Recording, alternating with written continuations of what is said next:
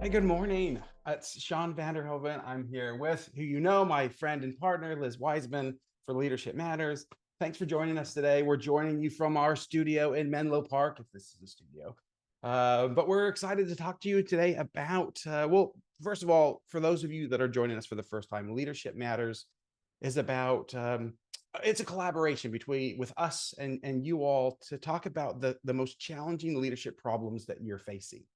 And for this week's episode, as we reached out for people every week we reach out, what challenges are you facing? There was a theme that came back. It was so clear.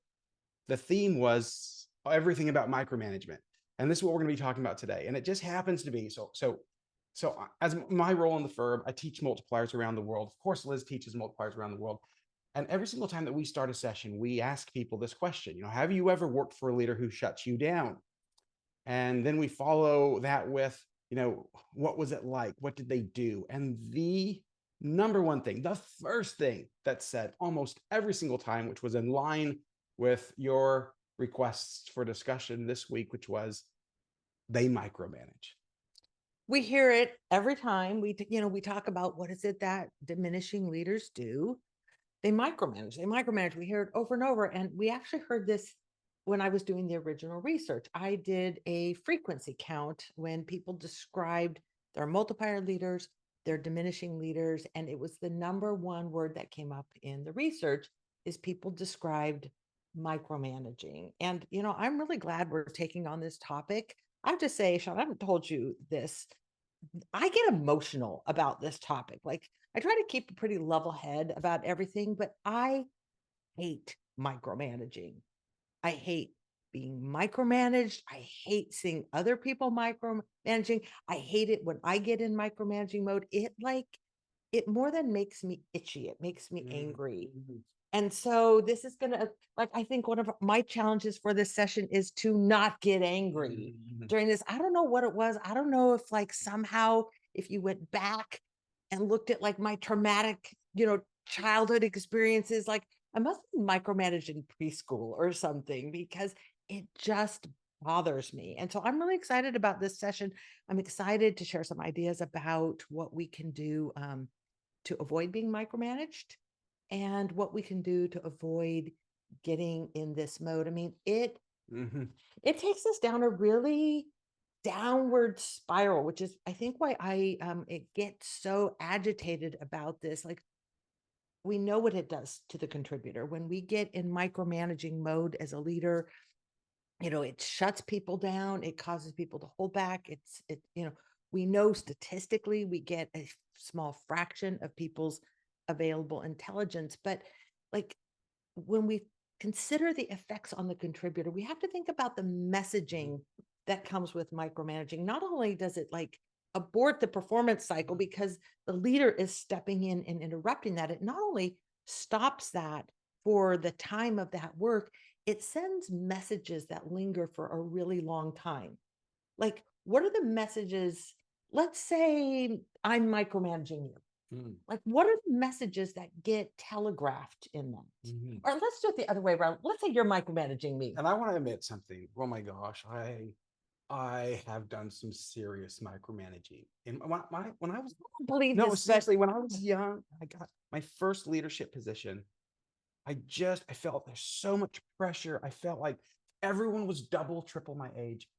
I had this feeling like I needed to show up and play really big as a leader. And it was just all my contributor strengths completely laying wreck and kind of torture on the people that I was leading because I was trying to prove myself still. And I thought that meant by showing up and contributing and playing big.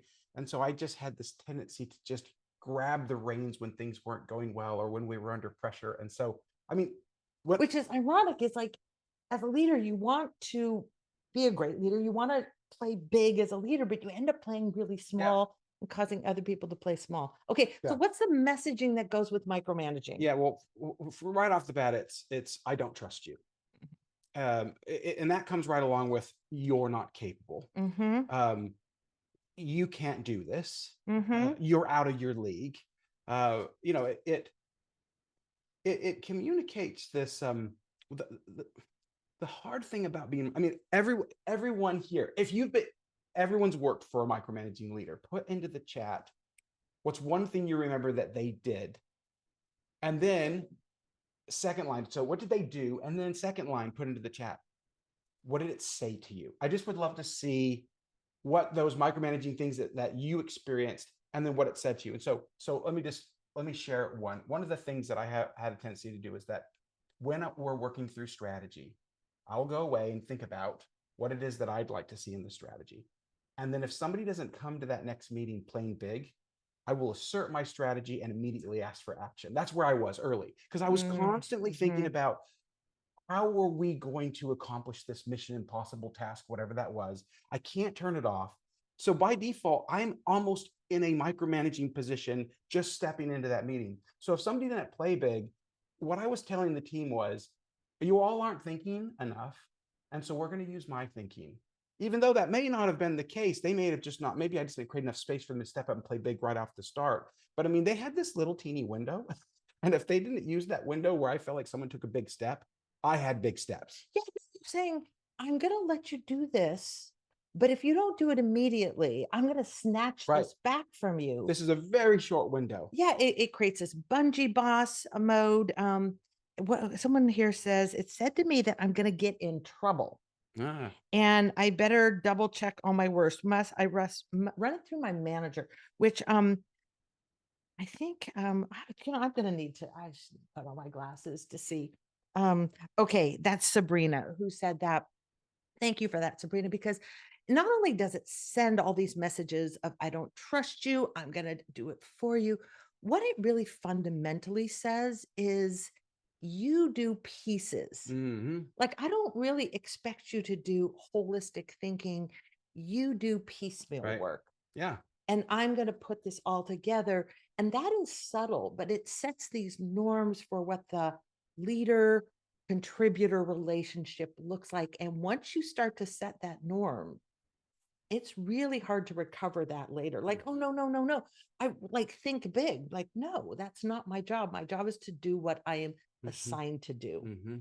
I work small. I work in pieces. It has all these insidious effects on that performance relationship. It also has some really negative effects on the person who ends up in this micromanaging role, because what it does is it's telling the leader, like, yes, it gets done when you do it, but it doesn't get done without you.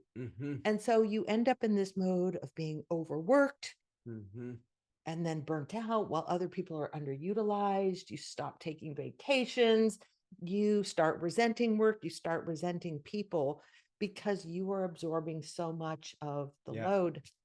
And Shawn, it makes me think about this conversation I had with a man named Dave Havlick. He worked at SAP, I think, and not SAP, Salesforce. Sorry, Salesforce. I think he was the head of investor relations at the time.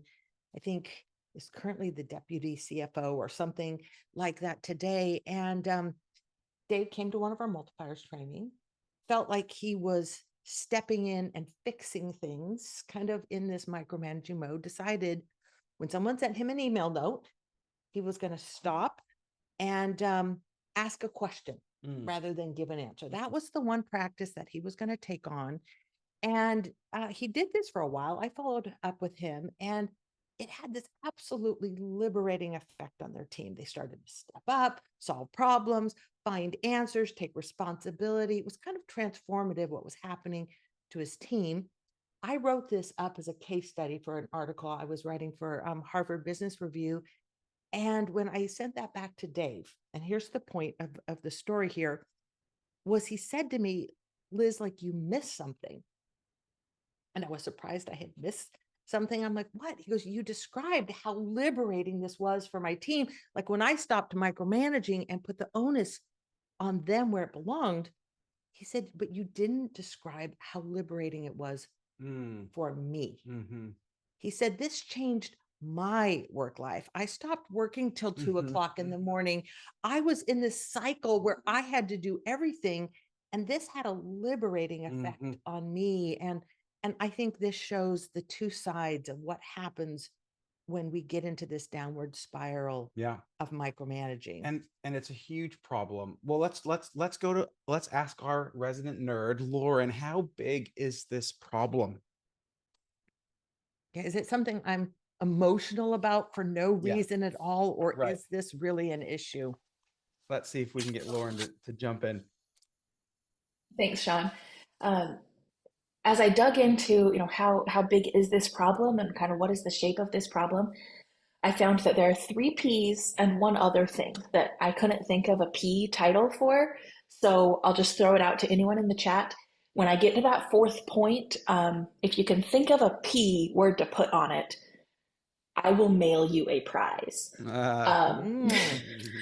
It'll be really cool. Like maybe 1 pound of atomic fireballs candies that have been sitting in my cupboard for a while. Okay, it is prevalent. 79% of employees say that they have experienced significant micromanagement in the course of their careers. Second P, it is painful. 71% say it has interfered with their job performance. It's made them worse at work. 85% say it's negatively impacted their morale. Our third P, it is problematic for organizations as well as for individuals. 69% of people say that they have considered changing jobs due to a micromanager, and 36% actually have changed jobs due to, or at least in part due to, a micromanaging situation. And 73% of workers in a recent survey, I think just earlier this year, said that they consider micromanagement to be the biggest workplace red flag. So like they don't just see it as a contained thing that is irritating, but like a harbinger of other poor leadership practices. And then here's my 4th point, if you can come up with another P for it. When we compare this with other data about like the frequency of interactions with bosses, we tend to think that micromanaging, that means like we have an overly involved boss. We have too many interactions. They're looking over my shoulder all the time. But that doesn't actually play out in the data. Like there's this huge percentage of the workplace that feels they're being micromanaged. And there's not a corresponding huge percentage of the workforce that actually says, I'm getting frequent interactions with feedback from my managers. We see that workers who are getting more frequent feedback, whether it's positive or negative, tend to feel more supported than the people who get no feedback at all. And that really people who are being micromanaged, maybe it has less to do with the frequency of communication and more to do with the nature of it. Like, are you getting the context you need? Are you getting ownership, or are you getting like demands and directives and then disappearing with no support? So Lauren, what you're saying is it's not about touch points. It's not about the frequency of interaction. It's not like, oh, this person is contacting me constantly. It's the intent behind those touch points. That there's something in that messaging. I'm going to avoid P words. So that we can see, there's some P words that came up, and some of them were fun because they came up before Lauren started describing the 4th point, which just meant people were excited about this. So what have we got here? We've got powerless, pressurizing, peeved, pointless, polarizing, perception, paralyzing, paradox, personal space, pernicious, perspective, patronized, which is an interesting one, because that really is what, Lauren, what you were describing. And Lauren, feel free to come back to us if there was a word in there that you feel like really captures what you were describing. But it is about the intent behind the interactions, not the frequency. And it is a little patronizing, but I'm going to leave that in Lauren's camp to comment on that. Okay, so let's do this. Let's dive into our first challenge. And this challenge, we'll go ahead and put it up, the slides up. This challenge showed up, written almost identically in about 100 different formats. And so we decided, let's just take this really simple challenge on. As soon as those slides come up, it's just this idea. How do I work for a micromanager. So we're talking to, And we're really going to look at this problem from two angles. we are. We're going to look at how do you deal with a micromanager? Yep. And then the second part of our conversation today is going to be, how do you avoid being a micromanager? So we're going to look at it from our role as talent and contributor, and then our role as manager and leader. And we're also going to do a little thing on this this first challenge here. We're gonna talk a little. Well, let's go ahead and get into it. Okay, so here's the challenge. I'm struggling with a micromanaging leader who diminishes team members by taking over others and involving herself in the details of every project. She does not clearly communicate the markers for success when she assigns a project, but gives so many additional steps when the project isn't complete to her liking. How do I approach this situation? All right, Liz, what do we do? Okay.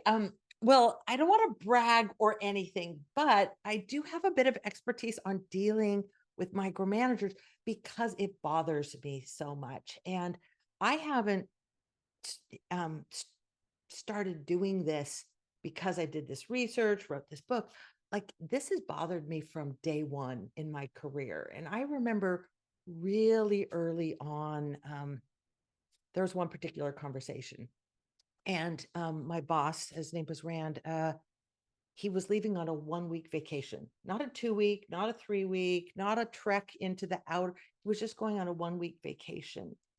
And as he left, he sent me this email that just was a to-do list of what he wanted me to do during the week that he was out. I was a fairly new manager, and it made me crazy, Shawn. And I know most people probably wouldn't have been bothered. How long was the list? Well, it was a list. It didn't matter what. So when he came back and he checked in with me, this is my boss. I'm fit to be tied. And so I said to him, I'm like, Rand, like, so you stewed the whole time. Well, I stewed and I worked. Okay, you took out it, you're irritated, you're working through this. He comes back and I sit down with him and I'm like, Rand, I got your list. Everything on the list is done. But Rand, I don't need a list. Like, I know what's important. I know what needs to happen. And I do think in my sassy 24, 25-year-old self, I said, Rand, if you ever feel like you need to send me a list of what you need me to do for a week, I'm like, you should just fire me. Like, fire me. Like, if you don't trust me to know what needs to happen for a week, like, just fire me. Don't send me a to-do list. And that was like my very first attempt to sort of say, no, I will not be micromanaged. And Shawn, you know, some things, like, you've seen me, like, when clients try to micromanage, I do this. So let's start with, like, what do you do when someone is micromanaging? I think one of the simplest thing you can do is maybe a slightly less sassy version of what I did, which is to simply assert yourself and, to let that person know. He was going off on vacation. He was somehow worried that things weren't getting done, is to just say, like, I got this. And I like to think of it as channeling our inner 3-year-old, because what happens, and Lauren, I'm going to have you put this down in chat, because I know you've answered this question to me in the past. It's one word. Like, what happens, Lauren, when you try to do for, I think Pippa was 3 at the time, when you try to do something for your daughter, Pippa, that she knows how to do herself? Like, what does she say back to you? I'm going to take a look at chat. No, I do self. No, I do self. Yeah. And I remember Lauren giving me the one version of the word version of this years ago, which is just me. Yeah. Me. And I think it's the simplest thing that we can do is channel our inner 3-year-old and assert ourselves. We don't need to give our boss a sassy lecture about fire me if you're going to send me a to-do. Just say, I've got this. And the reason why I like to think of it as channeling your inner 3-year-old is because that 3-year-old doesn't sit you down and give you a lecture on what a terrible parent you are. They just say, I've got this. And sometimes that's all the micromanager needs to hear is, I got it. I can do this. Now that is sort of a simple approach, but I think when it is a little bit more pernicious, more protracted, more prolonged, more prevalent, then I think it takes more than just like I got this. Mhm. Then I think we need to kind of sit back and ask ourselves, why? Mhm. Why are they micromanaging Mhm. me? Like, let's just think about that together. And I would love for people to think about this on chat. And Shawn, to go to you, like, what might be the reasons why an otherwise well-intended leader is caught in a micromanaging trap? Mhm. Like, why are they micromanaging? Mhm. Because I think to really deal with a micromanaging boss effectively, we have to understand why they're doing it. We're going to talk a little bit about what are the temptations that tempt us into micromanaging on the second challenge, but I'm just going to go to one preemptively. It's this idea, when I think about the times that I've micromanaged, especially as I've, had a little bit more time in my career, and I recognize that it's the worst thing for people. And so I've worked hard to not have that tendency that I had when I was a young manager.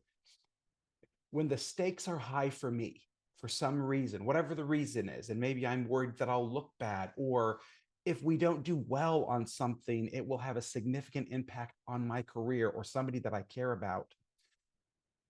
This is one of my whys for micromanaging. Stakes are high. When the stakes are high, it's hard to hold back from influencing an outcome for a positive, when you can. Right. I think you hit on a really important one. They're worried that they're going to look bad.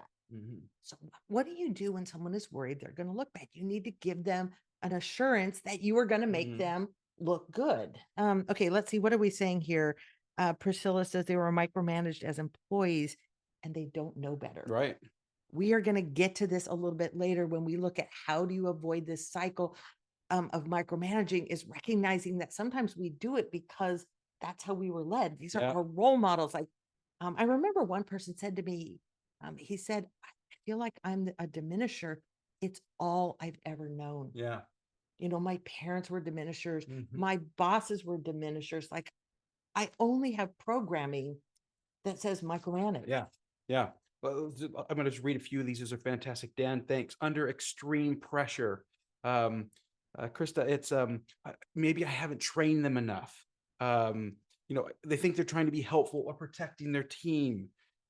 There's this last one. Steve says the problem arises when those times that John spoke about are not designated, but becoming the norm. Sorry, did I read that right? What was the last word? Designate. Yeah, designate, but becoming the norm. So let's talk about this idea of extreme pressure for a second, because I think that shows up in a whole lot of ways. Let's just real fast.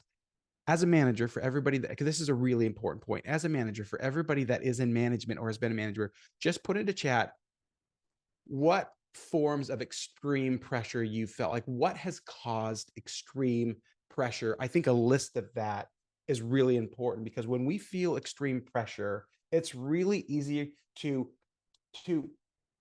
kind of fall into whatever is the path of least resistance. With a lot of times the path of least resistance, when you think about trying to help a toddler put their shoes on, is to just do it for them. Yep. And so just put that in the chat and let's see what we get. Great. One of the things I heard in that, Shawn, is that they are nervous and they need reassurance. And so I think it's one of the things, like maybe the basic is to just say, I've got this, like I can do it, I'm capable. But then I think sometimes beyond that, people need reassurance that it's going to get done. Like, I'm on it and I get you. I get that you're nervous and I'm going to get this done. It's part of what I was saying to Rand, which is like, hey, you don't need to send me a to-do list, fire me if you're going to do it. But it's like, I was telling him, I know what needs to happen. Like, I have been listening to you. I understand the priorities and I will get this done. I often find myself in a situation where I'm working for a client, and ironically, they're bringing us in to help their managers not diminish and not micromanage. But then I find myself being micromanaged in the process. And partly because I just refuse to let someone micromanage me, and partly because I am trying to defend all of you from being micromanaged, I have to put a stop to this. Yeah. And one of the ways I do this is I reassure them that I am going to get them what they want. Yeah. And I've tried doing it without that language, and people just micromanage harder. But what I have to sometimes do is break the cycle. We're in the planning, we're planning for a keynote, a workshop, something. And what I say is something like, in order for me, I'm redirecting their micromanaging. So like they're telling me, and I've had situations where clients have told me what to teach, how to teach, and I've had a couple where they were telling me where to stand. Like, no, you need to stand right here because, and I'm like, whoa, like, and so what I have to do is instead of saying like, don't tell me to do that, or I don't need that, what I'll do is say, like, here's what I'm going to do. Like, I am going to run a session that gets you A, B, C, and D. And in order for me to do a great job for you and to get you A, B, C, and D, here's what I need. And so you're giving them that reassurance. There's makes me think of a story that we found. It was a leader who, when we did a 360, they scored really high in micromanagement for 9 of his 10 reports. But this one report kind of communicated the opposite, that they had a lot of room to run and that they really enjoyed working for this leader, and particularly the amount of liberation they felt for the space they had to do their thing. Well, that's kind of weird when you've got 9 people saying this is the most micromanaging situation I've been in, where we've been straitjacketed here, and then you've got one person who's saying that they're liberated and that they can move around as they'd like. We went to that leader to find out. I mean, that contributor to find out what did they do with this particular leader? And he said, oh, it's really easy. I just ask every single time I do anything with, let's call him Bob. Hey, Bob, what do you need here? That's it. It was just one line consistently, every project, every task. Hey, Bob, what do you need here? And then he just said, I just made sure that Bob got what he needed. And so over time, Bob starts giving, let's call it Jim massive amounts of space because there's this assurance. Jim has my best interest. Jim has my back. Jim is going to help me look good as a manager. He knows what I need, and he's going to give me what I need. Shawn, I'm so glad you brought that up. People often need reassurance that you're going to make this a win for them, and managers need to know that you know what they need and they're going to give it. One even more specific thing, you could just simply say like, okay, what is it that you need here? Another is it's flipping one of our multiplier practices on hard and soft opinions. And if you're finding you're being micromanaged, it seems like everything is a hard opinion. And what we mean by that, the difference is a soft opinion is, hey, here's an idea, consider it, but you don't have to do it. But I want you to consider it. Hard opinion is, no, I want it done this way, and I want you to do it that way. And it's one of the things when we find ourselves being micromanaged, we can ask like, okay, I'm hearing you say, all these things. Which one of these are hard opinions and which one of these are soft opinions? Like, which of these should I take as directional versus literal? And I think that's another thing that you can do when you find yourself being micromanaged. We'd love to hear from you. What have you found to be effective if you're dealing with a micromanager that really helps them kind of, take a step back and give you more space? Please put it into chat. We'd love to learn from you. Strategies that have just really worked well for you when you're working with somebody who's a micromanager. And Shawn, as those are coming in, and maybe as you're watching for those, I think the person who submitted this question had the answer embedded in their question. I think it's probably one of the most powerful things that we can do. And let me see if I can remember that question here. The question was something to the effect of, here we go. It's she does not clearly communicate the markers for success when she assigns a project. So this is why I think most managers end up in rescuer mode, in micromanaging mode, because they've given someone work, but they haven't communicated the markers of success. They haven't defined, here's what success looks like. And I think when we're working for a micromanager, we can just maybe assume that they don't know what success looks like, that they're in a micro mode. They're not kind of stepping back to go, what are we really trying to Yeah. do here? So if someone doesn't give us what I call a statement of work, Yeah. we can ask for it. It's one of the practices in the Impact Players book is to ask someone for a statement of work. And what this looks like is to ask them what I call the 3 whats. And we have a little chart that describes that. We're going to drop that into chat. But it's first of all saying, okay, I get it. You're giving me like a piece of work. I'm on it. What do you want from this? What do you need from this? Getting all that, but just say like, what does success look like? So I might say, if I'm doing a piece of work for you, Shawn, I'm like, Shawn, how will I know if I've been successful? Like, how will I know if this is considered a successful piece of work? And then it gives you a chance. Well, success here looks like we're in the upper right quadrant on the Gartner. Is it the Gartner Magic Quadrant thing in the software world? Like, okay, now I know what success looks like. The second what I can get clear on is I can ask you, like, what does a complete job look like? How will I know that I've done the job all the way? And then the third what is like, what's out of bounds? Like, what's not the job? And if you aren't giving me that, I can ask for that. And if I understand what success looks like to you, then I can get those things done. And there's no need for you to micromanage me. Well, and it helps me fill in the blanks that I probably didn't clarify up front, which is going to give me a lot more assurance that you do have this, which gives me the ability to trust in you and your ability to make sure that I come out on the right end. So there's a couple that I love in here that was fun. So under promise, over deliver. I love this. You consistently over deliver. This builds trust. Be patient enough and study them, which is definitely a theme that we've heard here. It's, how can you empathize with, and it's like this upward empathy concept where it's hard though. And part of what is hard about this is when someone is micromanaging us, it feels oppressive. It feels like they're sending us all this negative messaging. It's really hard to stop and say, let me get inside of my boss's head and try to understand what is important to her. What is she worried about? What's she pressured? But when we can, so it doesn't come naturally. It's difficult. We don't want to empathize with the person who is oppressing us, but when we can stop and just go, why is she micromanaging? What is she not getting that she needs? What's a win for her? What does she need? What does success look like to her? When we can stop and do this, man, we become like that one person in the 360 who's like, no, this person gives me a ton of space. And maybe the worst of it is they end up and they go micromanage someone else. But it's how we get the space we need to do good work. What else are you seeing out there?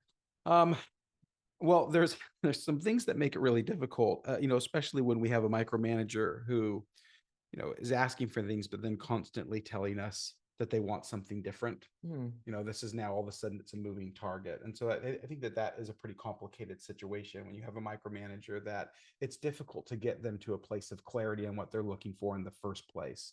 And so then you're constantly, dealing with this moving target and feeling a little bit manipulated by this. And so that's an interesting challenge. What would you say to that if you were in that situation?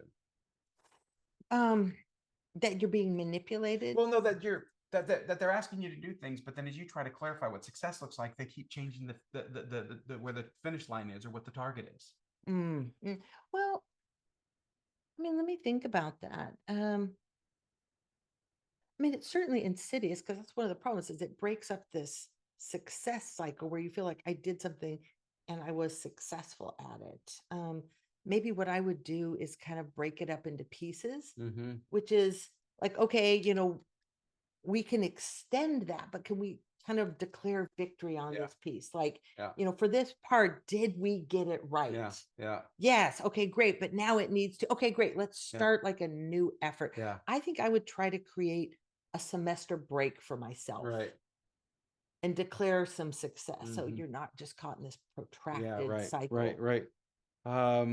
Lauren put in there in the PNG, everybody should take a look at it. This define the win graphic, which I think is a fantastic way to approach this, to really try to figure out what's the win look like for the company, for their boss, and for you. that, understanding what's important now is a great way to be able to try to win some space. Yes. And to be clear, this definition of success is the job of the leader. Like leaders, this is what you need to do. And it's part of your tools for staying out of micromanaging space, which we're going to get to. But if your boss isn't doing it, it behooves you to do it yourself, because you are going to be earning space. I think another thing, before we move on to like, what should we do as a manager? I think part of what we can do to avoid being micromanaged is to be sending off signals, almost like maybe pheromones, which is, I'm on it. I've got it. Like essentially, we're just encroaching enough into our leader's job that they don't need to be micromanaging us. It's a whole set of proactive behaviors. Yeah. Now, there's another little chart we're going to drop into chat, but when we are doing the research for impact players, whenever I do a research project, I always figure out what are the questions and elements that we need to figure out. And then I throw in something extra, which is kind of just because I'm interested in it. And so we had 170 managers. We were asking, what is it that their high impact contributors do? And we learned a ton, wrote a book based on this, but we also asked, what is it that people do that make you hate your job as a boss? And we got a whole set of behaviors that are in, I think, Appendix A of maybe B of the book. And then we asked them, what is it that people do, people on your team, people who work for you, that make it easy for you to lead, that make you love being a leader? And they're a set of really proactive behaviors. So I brought this, and I'm just going to read here. It's on page 202 in the book. But here we go. Do things without being asked. Number one thing that managers most appreciate: anticipate problems and have a plan to solve them. And so it was super proactive. It's like, you didn't ask me to do this. I'm seeing it as a problem. I'm doing it. And all of these are sending signals, which is, you don't need to micromanage because I'm managing myself. Help your teammates, do a little extra, be curious, ask good questions, ask for feedback before it's given to you. Admit your mistakes, fix them fast. Figure out what to do for yourself rather than wait. Finish the job without having to be reminded to do so. And a few more there. The list is in chat. But when we do this regularly, it's this active defense against being micromanaged. It's saying, I don't need you to send me a to-do list when you go on vacation for a week. I'm still a little bit tweaked by this. Well, and here's the other thing that it gives you. It gives you bargaining chips when you have the conversation. As you're trying to communicate to your boss that they don't need to micromanage you, you have things to fall back on. Hey, remember that last time, I had that for you. It just kind of gives you, there's evidence for this reason why, hey, I need some more space here, and we're going to be okay together if you give that to me. We saw it with impact players. We saw this thing we ended up calling, I think Lauren and I called it a performance guarantee, which is, you build this reputation of someone who gets it done, gets it across the finish line. And so when work is given to you, there's like a halo, a guarantee that you're going to get it done. You're going to get it done well.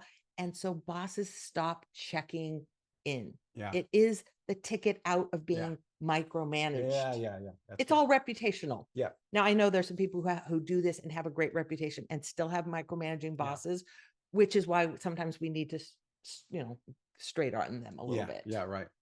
Well, let's shift the lens. Okay, so in this next challenge, let's look at this concept of, well, I'll wait for this to get up, but I'll just kind of tee this up while I bring the slide up. What happens when you're in a situation where, and I'll go ahead and read this out. I was recently promoted into management in a company that picks managers who are best qualified to make these decisions, let's say. The managers are domain experts and their teams looked to them to take the lead in solving the biggest problems. However, I find myself having a hard time feeling like I'm not getting my team's best thinking by taking the lead when I see people struggling or when problems look extra hard. How can I give people ownership when I'm also expected by the organization to be the smartest person in the room. Mm. This is tough. Some of the best companies in the world that we recognize, Amazon, Apple, they promote people as part of their DNA that they believe will make the best decisions, or they know the most about the topic. They're domain experts. And they're on it. Mhm. You know, often people who get promoted are people who are sending all these signals, which is like, not only am I smart and I'm going to get it done, but I am managing every little detail. Mhm. And so they tend to rise to the top Yeah. of organizations, and we often get promoted. And then we feel this pressure to continue to do it. It's part of what you said, like, what are the pressures? And I looked at that list really quickly, Mm. you know, with like $100 million contracts and tight Yeah. timelines. And it is constant bait. Stakes are high. Stakes are high, constant bait to go into micromanaging. And if you've been promoted with this kind of, hey, we're promoting you because we trust you to make the right decision and to lead this way. So you're kind of accepting the promotion on the brand that you're going to make sure that it's right and that it's good, and that you're going to give them this performance guarantee that you can do this. Yeah, I think I've told you this, and maybe I've talked about it with this group, is I got the worst management advice when I was a brand new manager, and it was Rand who had said to me, Liz, your job as a leader is to do everything that is new, important, and hard. Mm-hmm. Let your team do everything else. Mm-hmm. And so I got in this mode of being this super contributor and feeling like it was my capability, my brand that needed to be applied to the problems. And, you know, in some ways it drove me into micromanaging mode. In other ways, it caused me just to be not a micromanager as much as a micro doer. Yeah. And I think when our bosses are micro doers, it's worse than micromanaged. Mm-hmm. Yeah, they're just doing it for you rather than like frequently checking in with you. You know, there's also a lot of bait, just cyclical. If you've worked for micromanagers, it's easy to feel like that's what's valued, that's what I'll repeat. Or I think there can also be a little bit of haze in this. What do you mean? Like we see like in medical education, which is, oh, I had to work 100 hours a week and be yelled at by the attending physician. So when I'm now attending physician, rather than choosing more humane ways to lead, we put people through the cycles that we went through to become great doctors. In this case, oh, like, oh, my boss micromanaged me, and that's how I learned to be detail oriented. So therefore I need to repeat that cycle. Yeah. That can take us in. And I think all along the way, we develop a learned mistrust, and we start to assume that people are going to let me down rather than people are smart and can figure it out. But there's lots of reasons, lots of bait that takes us into micromanaging. And maybe I was looking at the comments. It's hard to have this conversation together when there's so many interesting things happening here in chat. I'm kind of drawn to it, but someone said, maybe it was Neil who said, Neil said, yeah, I just reread Multipliers, and it was something that really stood out to me. A good way to deal with micromanagers is to seek to understand why they're doing it. Now, I think we can apply the very same logic to ourselves as leaders. Like if we find ourselves in micromanaging mode, I think we need to stop and say, why am I doing this? Yeah. Do I not trust the person? Do I think that I'm going to end up looking like a lightweight? Yeah. If I'm not doing it myself, am I trying to appease the senior leaders who, are promoting detail-oriented experts? Like, what is driving me to do it? We rarely can solve a problem unless we understand why. And there's something so important about this, because the likelihood that any high-performing manager works in a situation where there is not massive amount of baits to be a micromanager is nil.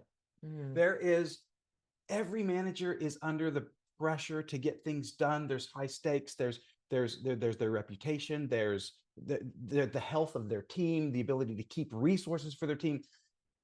there's not an environment where anybody leads, where there's not bait and pressure and temptation to micromanage others, because as we get into management positions, the stakes continues to increase. Right. And I think when we get in touch with the source, like I feel pressure to get this right, to deliver, to get results, I think it can cause us to lean on some of the practices that abate micromanaging. Mhm. And I think, I think the most powerful thing we can do as leaders to get out of micromanaging mode is to communicate a vision of success, to define what the win looks like. And we talked about, when you're being micromanaged, you can ask for clarification on the three what's. But this would be the thing I would urge leaders to do, is when you are at the front end of a project or a piece of work, to take a moment, take a pause, and just see if you can define these three what's. Here's what great looks like. You will know you've been successful if here's what done looks like. And maybe this is the most powerful part of this that'll keep you out of micromanaging, because the micromanaging tends to come when it looks like somebody has stopped short of the finish line. Yeah. And then like, oh, now I've really got to go in. Here's what done looks like. You'll know the report is done when I can forward this to our senior vice president without any corrections or even a preamble. Like that's what done looks like, is when it is ready to be forward without any corrections or additions. And then here's what's out of bounds. You don't need to worry about these things. Or actually, I don't want to hear recommendations about these things, because these are just not open for discussion. But when we get this very clear definition of success, or a statement of work is another way to look at it, I think that is going to keep us from micromanaging, because now what I see is the same picture that you see. Yeah.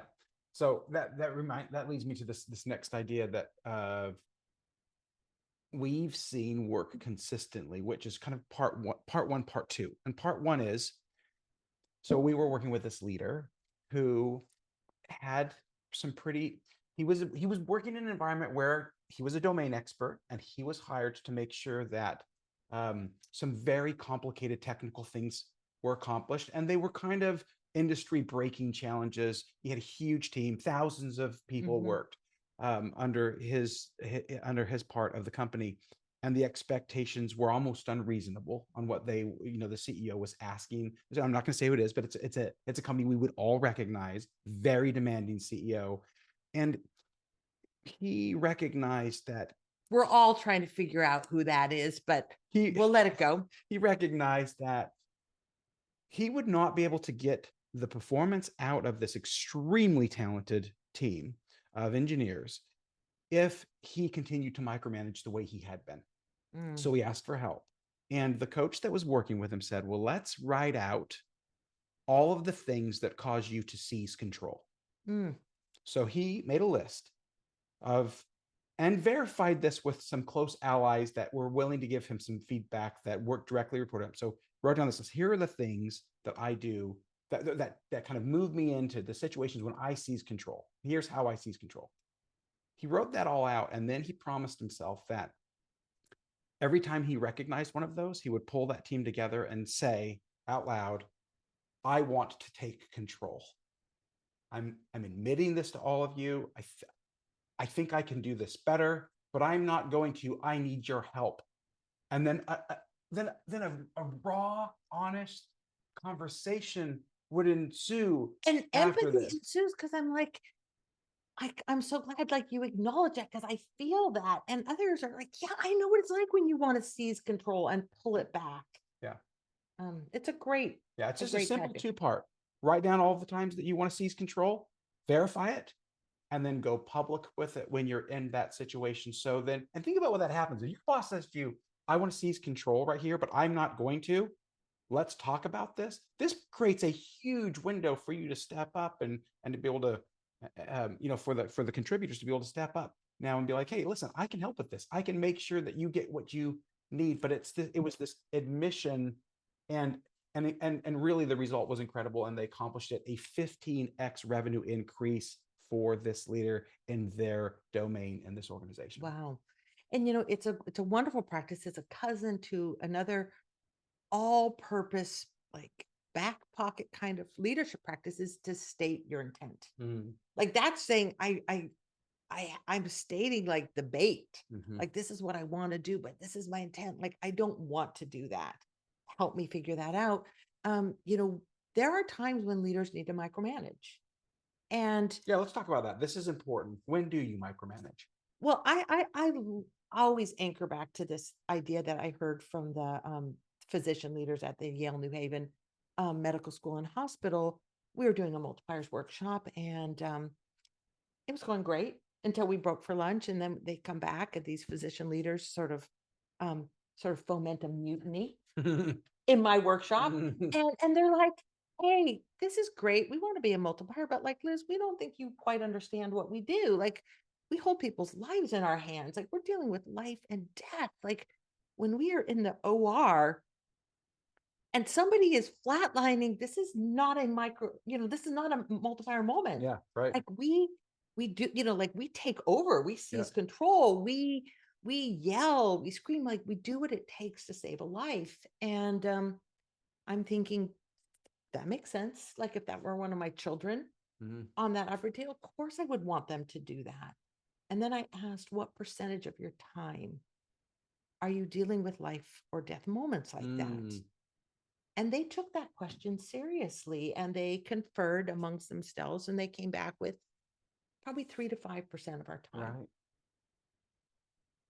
And my response was, well, 5 out of 100 on the high side. Yeah, on the high 5 side. out of 100 on the high side. And I'm like, well, in those 3 to 5% moments, like, yes, it makes sense. You've got to seize control, take over, be directive, and micromanage. But what about the other 95 to 97% of your time? How do you need to lead then? And if you lead like a multiplier in those moments, you build trust. Your team builds capability. So when you do need to step in and micromanage, it's exceptional, and people see it as exceptional. And so treat them like minority moments. But then when you add to that, like telling people, you know what? I'm going to step in and take control right now. Yeah, right. So here's why. It's a 3 to 5% moment, but I don't want to control everything. Yeah. Because I think when leaders don't state their intent, they don't say like, oh, there's a reason why I'm coming in close on this. I'm going to take this over, but I'm not trying to take over all your work. Here's the reason, and I'm going to back out. And what's fun about that too is, and you and I have talked about this. I remember the first time you told me this, where I had kind of a micromanaging moment with some people on the team, and it was embarrassing, but I kind of seized control. We still remember it, Shawn. Let's not. So no, but it's kind of humorous now, but it was I felt terrible when especially because we here we are out there trying to teach leaders to not do this or how to figure it out, and then I got in this moment, as you remember, and it's like we all remember, and I kind of had such a micromanaging impact on people, and so I felt a little bit of shame, and one of the things that I really appreciated was, well, you just need to call the team together and tell them why you did it, and then and talk about it, and maybe there's a good reason that you did it, and that gives you a chance to be like, hey, well, if you have a micromanaging moment, a lot of times you can say, hey, I just want to explain to everybody, here's why I did this. And here's how we, maybe some adjustments that we can make in the future, like take it in post. Yeah, it's state our intent. Like state the bait, which is kind of like, oh, I really want to seize control in all these situations. I'm going to try not to. Work with me on this. State your intent. Develop a statement of work. Other quick practices, because I know we're running close to the end of our time. If you find yourself with maybe someone who's new, and there was a question that came up earlier, which is, how do you train people without micromanaging? Yeah. And I remember one of the people said it was his reaction to reading Multipliers. He said, I've learned that people aren't empty vessels that need to be filled up when they join my team. That people come to my team with intelligence and capability. Yes, they need to be directed and trained, but they're not like somehow idiots that we have to make smart in a training process. And to remind ourselves, they come with far more capability than they seem. but they need not micromanagement, they need micro challenges. Yeah. And we did this little piece of research. It was something I did for Rookie Smart, where we looked at when someone is new and coming in, not really familiar with the work, what's the right size challenge? Yeah. Turns out the magic number is like 2 weeks. Hmm. Like you want to give someone a project, and I make this mistake a lot where I'm like, oh, I don't want to, like be overbearing. Let me give them this like project for the quarter. Mm. And then they flail. Yeah. And so what you can do is like give them a piece of work that's like 2 weeks is a good number. Some, depending on your work in your industry, it might be shorter or longer, but 2 weeks gives people a little bit of breathing room, but not so much that they're wandering in the wilderness. And you come in and you're like, okay, now that they've done that 2 week piece of work, like let's give them another 2 week, and then maybe it's a month-long cycle, and then maybe it's a quarterly goal or something that might take a year to get done, but that the time period goes less, and that keeps us from bunging in and taking control. And another thing that you can do if you're trying to quell micromanaging tendencies is to create checkpoints. One-on-one touch bases are that, but it might be like, okay, let's get this piece of work to this state and let's just check in. Yeah. And you can verify, and you're like, oh, it's on track. I can breathe and step back, or it's not on track, and let's correct it proactively rather than reactively, which really feels bad when we do that. Let's real quick, let's do this. I'd love to, anybody that hasn't, if you haven't already put in chat, we'd love to see your strategies. What are strategies that you use to avoid kind of falling into this trap of being a micromanager? And especially when you're a domain expert, you're expected to show up to make decisions, to contribute almost as the lead contributor. But how do you do that in a way that you don't end up micromanaging others? Liz, as we kind of come down the stretch here, if there's maybe a favorite practice that we've talked about today that you'd think, if there's one kind of go-to that I have for not micromanaging or to keep myself in check, what comes to your mind? To pick a single practice, it would be develop this statement of work, these 3 whats. I think that's the best thing we can do to avoid getting in the cycle.